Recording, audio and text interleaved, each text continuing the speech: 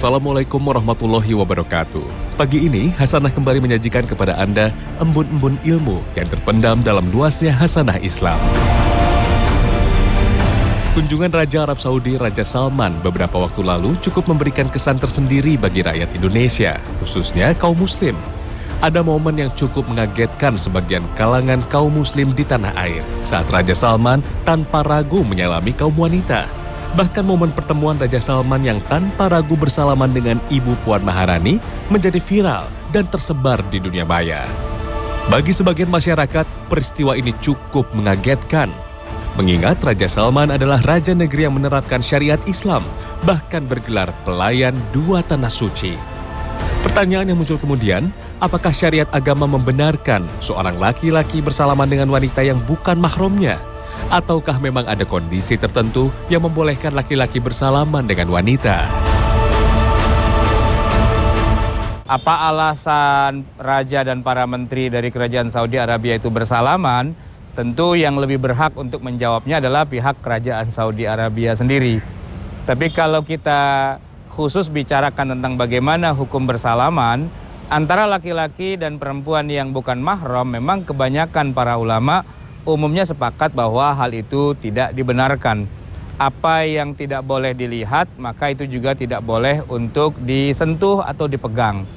Walaupun memang tetap saja ada ikhtilaf juga, ada sebagian ulama yang mengatakan dalam kondisi tertentu hal itu dibolehkan, misalnya untuk para wanita yang sudah pada usia yang lanjut, yang ghairu mustahah, yang memang tidak layak lagi untuk bernafsu dengan wanita itu, ataupun dengan mahram, ataupun dengan anak kecil. Tapi ketika bicara dengan wanita yang dewasa, yang baligh, memang kita juga menemukan ada hadis-hadis yang sahih di mana dahulu Rasulullah SAW pernah bersentuhan tangan dengan wanita, dan kita juga menemukan hadis-hadis yang sahih di mana Nabi tidak mau bersentuhan tangan dengan wanita. Nah, di antara hadis-hadis yang mengatakan bahwa Nabi tidak menyentuh wanita adalah ketika beliau Rasulullah SAW diriwayatkan oleh Aisyah tidak memegang tangan para wanita ketika para wanita itu berbaiat pada Nabi.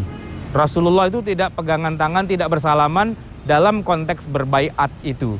Sehingga dari sanalah banyak ulama yang mengatakan memang tidak boleh pada dasarnya.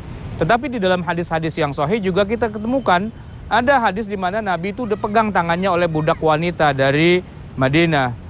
In kanatil amatu min ima'i ahlil Madinah la ta'khudha bi yadi Rasulillah sallallahu alaihi wasallam fatantaliqu bihi haitsu sya'at. Jadi ada seorang budak di antara budak-budak Madinah itu memegang tangan Rasulullah, lalu memegangnya dan membawanya kemana saja dia suka. Hadis ini bukan hadis yang dhaif, hadis ini adalah hadis yang sahih. Yang dari sana kemudian nanti ada sebagian ulama mengatakan itu adalah khususiyah Rasulullah, beliau dipegang tangannya tetapi ikut saja karena ini adalah Nabi yang tidak mungkin timbul nafsu dan bisa menjaga dirinya. Tapi nanti sebagian ulama mengatakan bahwa kalau Rasulullah membolehkan berarti pada dasarnya larangan itu bersifat tidak menyeluruh. Ada kondisi-kondisi di mana memang dibolehkan, tapi juga ada kondisi-kondisi yang juga tidak dibolehkan. Dr. Yusuf Al-Qaradawi misalnya, di dalam fatwa beliau mengatakan ada kondisi-kondisi tertentu di mana dibolehkan seorang laki-laki bersentuhan kulit dengan wanita, entah itu dengan salaman, dalam keadaan resmi negara dan sebagainya, asalkan itu tidak menimbulkan fitnah, tidak menimbulkan syahwat, tidak menimbulkan pertentangan umat Islam di dalamnya, dan itu kejadiannya hanya sekali-sekali saja, tidak rutin selalu dilakukan, dan tidak menimbulkan hal-hal yang negatif yang sekiranya menimbulkan dampak-dampak yang lain. Itu menurut Dr. Yusuf Al-Qaradawi. Walaupun nanti ada juga sebagian ulama yang tidak setuju dengan pandangan beliau bahwa aslinya memang diharamkan dan seharusnya tidak boleh. Nah, bagaimana pendapat para ulama yang berbeda-beda itu memang menjadi khazanah yang memperkaya dunia syariat Islam, yang bagi kita boleh kita pilih di antara pendapat-pendapat itu, walaupun jumhurul ulama 4 mazhab Hanafi, Maliki, Syafi'i dan Hambali tetap mereka pada posisi tidak boleh untuk bersentuhan laki-laki dan perempuan yang bukan mahram. Tetapi kalau kita bicara tentang hal yang sifatnya darurat, misalnya menolong orang, ya katakanlah dia kecelakaan, tenggelam dan sebagainya, maka dalam hal ini larangan itu menjadi tidak berlaku karena ad-daruratu tubihul mahdzurat. Sesuatu yang darurat itu bisa saja membolehkan hal-hal yang tadinya terlarang demi menolong orang yang tenggelam, orang yang kecelakaan dan seterusnya. Tetapi apakah acara kenegaraan bisa dibilang darurat? Tentu saja tidak bisa dikatakan darurat karena ini adalah sesuatu yang memang direncanakan. Dan bisa saja sebenarnya seorang pejabat tidak harus bersalaman dengan wanita yang bukan mahramnya tanpa harus mengurangi etika dan estetika. Bisa diatur sedemikian rupa karena ini adalah sesuatu yang bersifat apa yang kita buat saja dalam perasaan kita bagus maka dianggap bagus, menurut perasaan kita jelek maka dianggap jelek. Tetapi sebenarnya tidak ada kaitannya dengan masalah kedaruratan karena sifatnya adalah ini buatan manusia saja.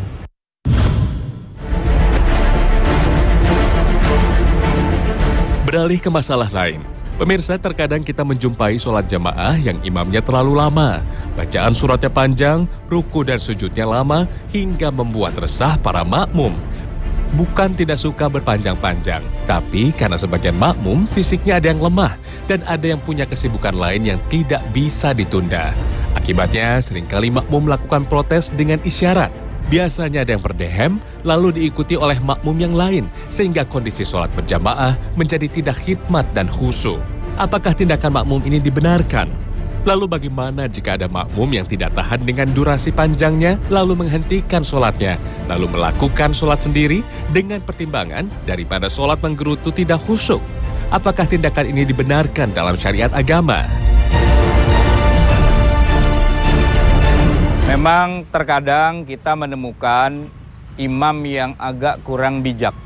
Di dalam sholat berjamaah yang di dalamnya ada orang yang tua, orang sakit, anak-anak, orang yang lemah, bahkan orang yang punya banyak hajat kebutuhan, ternyata si imam malah memperlama sholat berjamaah di masjidnya itu. Sehingga banyak yang agak keberatan karena membaca ayat yang terlalu panjang atau ruku sujud yang terlalu lama. Sehingga banyak yang kemudian berupaya untuk mengingatkan imam dengan jalan berdehem atau mengeluarkan suara-suara tertentu. Sebenarnya langkah ini niatnya mungkin baik, tetapi tata caranya seharusnya tidak demikian.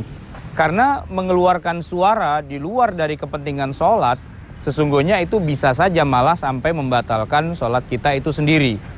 Nah, yang harus diperhatikan adalah sesungguhnya adalah dari pihak imamnya. Imam yang membaca ayat terlalu panjang di masjid yang umum, yang banyak orang di situ punya banyak kepentingan, punya banyak hajat dan sebagainya, seharusnya dia tidak memperpanjang bacaannya. Cukuplah dia membaca sebagian dari ayat Al-Quran saja, apa-apa yang sekiranya bisa untuk dibaca. Karena Rasulullah SAW pernah menegur salah seorang sahabat, yaitu Mu'adz bin Jabal, ketika beliau mengimami sholat isya dengan bacaan yang amat panjang. Sampai-sampai ada satu orang jamaah yang kemudian menghentikan sholatnya, lalu dia sholat sendiri dan kemudian mengadukan masalah ini kepada Rasulullah. Maka Rasulullah kemudian memanggil Mu'adz bin Jabal ini dan menegurnya. Afattanun anta ya Mu'adz. Apakah kamu mau jadi penyebar fitnah, menyebar masalah di tengah masyarakat? Karena sholatnya terlalu lama, padahal orang-orang sudah banyak yang menggerutu, yang ingin segera sholat ini segera diselesaikan. Maka Nabi menasihatkan, kalau kamu jadi imam, sholatlah dengan durasi yang kira-kira masih mampu diikuti oleh orang yang sudah tua, yang sedang sakit, yang sedang dalam keadaan menahan sesuatu hajat tertentu dan sebagainya, sehingga sholatnya tidak harus panjang-panjang, ringan saja. Satu. Yang kedua, dalam hadis tersebut kita bisa mendapatkan salah satu kesimpulan hukum juga. Kalau seandainya seorang makmum merasa bahwa imam sudah melampaui batas, sudah tidak bisa ditolerir lagi, maka dia boleh kemudian membatalkan sholatnya. Dia boleh mufaraqah dari imam yang bacaannya terlalu panjang. Mufaraqah di sini artinya dia menghentikan kemakmumannya. Dia sudah tidak lagi jadi makmum dan dia niatkan untuk sholat sendiri saja, untuk mempercepat bacaannya dan sehingga dia bisa lebih dahulu sholat dari jamaah yang lain. Boleh itu dilakukan oleh satu orang, boleh oleh dua orang, boleh oleh tiga orang dan sebagainya. karena memang alasannya imamnya sudah melampaui batas. Sudah tidak logis lagi untuk diikuti keimamannya, dan dalam hal ini dibolehkan untuk mufaraqah, untuk menghentikan diri sebagai makmum. Dan sholatnya tetap dilaksanakan dengan niat sholat sendirian, sholat munfaridan, dan bukan lagi sebagai makmuman, bukan sebagai makmum. Nah, ketika si makmum ini mufaraqah dari jamaah, apakah dia harus keluar dari barisan ataukah dia tetap di situ? Tentu saja ini menjadi masalah. Ada yang mengatakan ya namanya mufaraqah dari jamaah berarti keluar dari barisan. Maka keluarlah dia dari barisan, entah itu dengan melewati saf-saf orang atau lewat jalur ke belakang. Tapi ada juga yang mengatakan jangan keluar dari barisan. Kenapa? Karena akan mengganggu orang yang lain yang sedang sholat. Oleh karena itu tetap saja di tempat dan tetap saja lakukan sholat sebagaimana yang kita inginkan. Tetapi sholat kita nilainya adalah sholat sendirian. Berarti bisa saja ketika orang masih lama berdiri kita sudah ruku, kita sudah sujud dan sebagainya, menjalankan sholat sendirian di tengah jamaah yang ada. Ini boleh juga. Atau boleh juga tidak sholat. Jadi dia duduk saja selesai dan kemudian tidak melakukan apa-apa. Ada beberapa pilihan sebenarnya tergantung kondisinya. Tapi intinya bahwa mufaraqah, berhenti sebagai makmum gara-gara imamnya terlalu lama atau melakukan satu kesalahan, bahkan mungkin imamnya batal dan seterusnya, memang itu disyariatkan dalam agama Islam.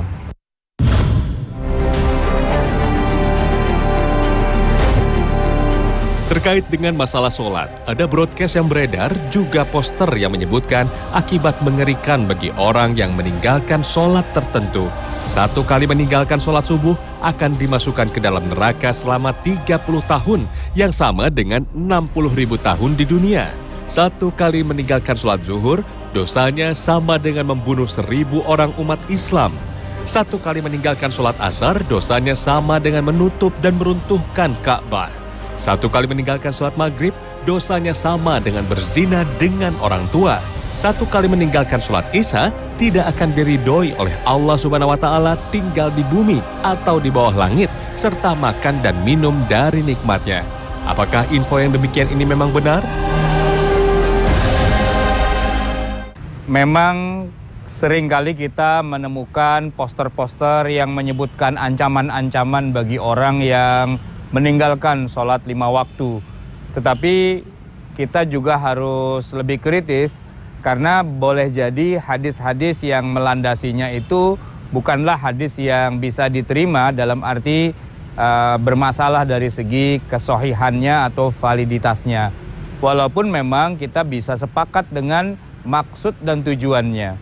Maksud dan tujuannya pastilah baik, yaitu mengingatkan kita semua agar jangan sampai meninggalkan ibadah sholat yang 5 waktu, karena itu memang merupakan tiang dari agama kita. Kita juga bisa menemukan sebenarnya hadis-hadis yang sahih, bahkan juga ayat-ayat yang sangat kuat yang mengancam bagi kita yang meninggalkan sholat. Sebutlah misalnya ayat yang sudah sering kita baca, fawailul lil musallin alladzina hum an salatihim sahun. Celakalah bagi orang yang sholat, yaitu mereka yang melalaikan sholatnya itu. Seharusnya sehari kita diwajibkan sholat 5 waktu. Tapi kadang-kadang mohon maaf masih ada sebagian saudara kita yang tidak lengkap melaksanakannya. Bukan 5 waktu tapi hanya 2 waktu, 3 waktu, bahkan hanya sholat sewaktu-waktu. Sewaktu dia ingat ingin sholat lalu dia sholat. Tetapi begitu ada masalah, ada rapat, ada meeting, ada katakanlah sekedar resepsi walimahan, nonton bola dan sebagainya, akhirnya sholat yang harusnya dikerjakan pada waktunya malah ditinggalkan. Padahal sholat 5 waktu itu sudah ditetapkan waktunya, tidak boleh ditinggalkan, apalagi ditunda-tunda sampai habis waktunya. Inna sholata kanat 'alal mu'minina kitaban mauquta. Sesungguhnya sholat dalam hal ini yang 5 waktu itu bagi kita ini diwajibkan sesuai dengan waktunya. Maka banyak para ulama yang menyebutkan orang yang sengaja meninggalkan sholat habis waktunya lalu dia sholatnya diqadha atau diganti pada waktu yang lain padahal uzurnya tidak syar'i, itu merupakan dosa besar. Lebih besar dari sekedar dosa-dosa yang kita kenal umumnya seperti berzina, berjudi dan sebagainya, karena memang inilah kewajiban yang paling utama. Di dalam salah satu hadis yang terkenal, Rasulullah sudah menyebutkan, inna awwala ma yuhasabu bihil abdu min amalihi yaumal qiyamati as-salah. Yang pertama kali akan dievaluasi, dia akan diperiksa day by day, hari per hari, dari semua amal kita nanti di yaumil qiyamah adalah masalah sholat. Dalam hal ini sholat 5 waktu. Apakah ada yang bolong, apakah ada yang kosong, apakah ada yang ditinggalkan atau tidak. Ini sangat menentukan. Di dalam hadis yang lain disebutkan bahwa apabila masalah sholatnya ini sudah baik, beres, maka nanti hisab untuk amal-amal yang lainnya akan cenderung lebih dimudahkan. Tetapi kalau penilaian masalah sholat 5 waktunya ini bermasalah, banyak yang ditinggalkan, sengaja dilalaikan, maka amal-amal yang lain akan dihisab yang juga hasilnya akan mengecewakan kita juga. Maka yang seperti ini ancamannya sudah jelas, neraka sakor. Qalu lam naku minal musallin. Ini yang pertama jawabannya, karena kami ternyata dicatat sebagai orang yang tidak mengerjakan sholat. Maka memang sholat wajib yang 5 waktu itu tidak boleh ditinggalkan apapun alasannya, kecuali memang sama sekali kita tidak bisa melakukannya. Katakanlah orang sakit, koma, pingsan, maka memang dia tidak bisa melakukannya. Tetapi bukan berarti kemudian kewajiban sholatnya menjadi gugur. Maka dia harus menggantinya, dia harus sholat sebagaimana yang memang seharusnya dia kerjakan. Ketika Rasulullah SAW disibukkan oleh orang-orang kafir di Madinah karena perang Khandaq, 10.000 pasukan mengepung Madinah, memang Nabi tidak bisa mengerjakan sholat zuhur, asar, maghrib, dan isya pada saat itu, karena memang harus berperang, taruhannya adalah nyawa. Tetapi ketika terlewat, Rasulullah tetap melaksanakan sholat zuhur itu, bahkan asar, maghrib, dan isya pada malam harinya. Adapun ancaman-ancaman yang sangat spesifik, seperti yang kita temukan di berbagai macam poster yang beredar itu, kalau tidak sholat subuh maka hukumannya begini, kalau tidak sholat zuhur hukumannya begitu, dan sebagainya. Nah, yang jadi masalah adalah kesahihan hadisnya. Banyak para ulama yang keberatan kalau menggunakan hadis-hadis seperti ini dari segi sanadnya, kekuatan kesahihannya. Sepakat bahwa dosa besar itu adalah ancaman buat orang yang meninggalkan sholat 5 waktu. Tetapi kalau disebutkan dengan hadis-hadis yang ternyata hadisnya malah tidak sahih, ini malah akan mengurangi nilainya. Karena hadis yang tidak sahih itu tidak bisa dijadikan sebagai dasar hukum untuk menarik kesimpulan hukum walaupun maksudnya benar. Tetapi karena kesahihan hadisnya bermasalah, oleh karena itu maka kita tidak menggunakan hadis-hadis yang memang bermasalah dari segi sanadnya, karena juga tidak bisa diterima secara ketentuan syariah. Tetapi kita sepakat bahwa orang yang meninggalkan sholat dengan sengaja, fawailul lil musallin, celaka. Wail itu menurut Ibnu Abbas adalah salah satu lembah yang ada di dalam neraka jahanam. Berarti ini masuk dalam konteks dosa besar karena masuk ke dalam neraka jahanam.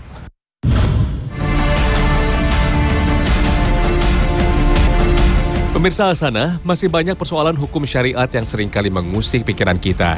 Di antaranya, kita sering kebingungan dengan istilah memberi dalam syariat. Ada istilah sedekah, ada infak, dan ada zakat.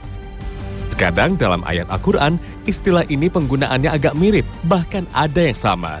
Tentunya hal ini membuat sebagian masyarakat kebingungan dengan niat yang ditetapkan untuk dirinya saat mengeluarkan harta pada orang lain. Sebenarnya apa yang membedakan infak, sedekah, dan zakat?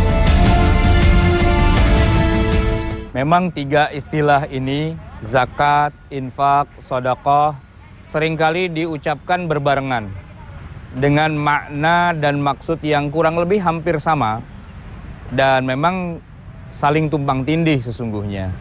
Oleh karena itulah maka bisa saja di dalam Al-Quran ketika Allah menyebutkan sedekah, ternyata maksudnya adalah zakat. Kadang-kadang ketika menyebut dengan infak, maksudnya adalah sedekah, dan sering tertukar-tukar. Tetapi kalau kita mau lebih rinci membedakan antara 3 istilah itu, maka salah satu pembahasannya adalah mengatakan begini. Yang namanya infak itu adalah sesuatu yang lebih luas dari 2 istilah lainnya, sedekah maupun zakat.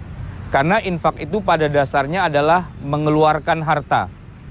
Sebutlah misalnya di dalam Al-Quran Allah Subhanahu wa Ta'ala berfirman, lau anfaqta ma fil ardi jami'an ma allafta baina qulubihim. Itu kalau kita lihat terjemahan di Departemen Agama, kita akan menemukan kata lau anfaqta itu bukanlah kalau kamu infakkan, tetapi kalau kamu belanjakan, membelanjakan sesuatu, mengeluarkan uang. Dan biasanya belanja itu ada imbalannya. Kita keluar uang, lalu kita dapat barang atau jasa. Maka infak itu boleh kita bilang sebagai yang paling luas. Segala hal yang terkait dengan mengeluarkan harta itu namanya infak. Termasuk ketika seorang suami mengeluarkan harta buat istri dan anaknya, itu juga infak. Kita sering menyebutnya dengan istilah nafkah, nafkah. Nah, kemudian kalau infak ini yang sifatnya adalah untuk taqarrub kepada Allah, mendekatkan diri pada Allah, nah ini sering disebut dengan istilah sedekah.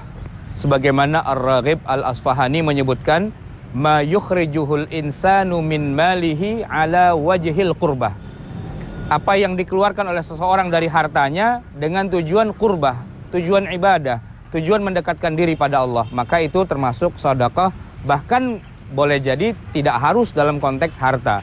Sebab disebutkan dalam hadis tabassumuka li akhika sedekah. Senyummu pada saudaramu saja itu sudah merupakan sedekah. Jadi kalau sedekah itu sudah ada unsur al-qurbah itu, ada unsur untuk mendapatkan pahala, untuk mendapatkan kedekatan pada Allah. Nah, yang paling sempit dari tiga istilah itu adalah zakat. Sebagaimana disebutkan bahwa ta'rif atau definisi dari zakat adalah ikhraju juz'in makhsusin min malin balagan nisaban limustahiqihi intammal milku wal haulu. Jadi zakat itu lebih sempit, mengeluarkan bagian tertentu dari harta yang sudah mencapai nisab dan diberikan kepada orang-orang tertentu, mustahiknya yang ada 8 orang itu pun apabila sudah memenuhi haul dan juga sudah dimiliki secara sempurna. Intammal milku wal haulu. Hartanya dimiliki secara sempurna dan sudah dimiliki selama 1 tahun. Jadi kriteria zakat itu lebih menyempitkan lagi dari dua istilah infak dan sedekah. Namun kadang-kadang di dalam Al-Quran, walaupun tujuannya zakat, Allah menggunakan istilah sedekah. Innamas shadaqatu lil fuqara wal masakin wal 'amilina 'alaiha wal mu'allafati qulubuhum dan seterusnya. Itu sebenarnya bicara tentang zakat, tetapi Allah menggunakan istilah sedekah. Kenapa? Karena memang zakat itu bagian dari sedekah. Kadang-kadang disebut secara khusus, kadang-kadang disebut secara umum, tetapi setidaknya itulah kira-kira pembagian antara infak, sedekah dan zakat. Yang lebih luas adalah infak, makin mengecil itu sedekah, dan makin khusus lagi adalah zakat.